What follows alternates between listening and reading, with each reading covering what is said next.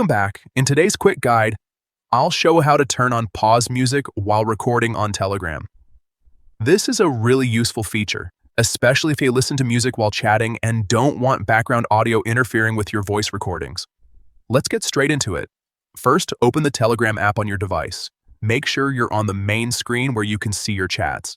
Next, tap on the menu icon in the top corner. This is the 3 horizontal lines, sometimes called the hamburger menu. Once you tap it, a side panel will slide open. From there, tap on Settings. This will take you to your main Telegram settings where you can customize your app experience.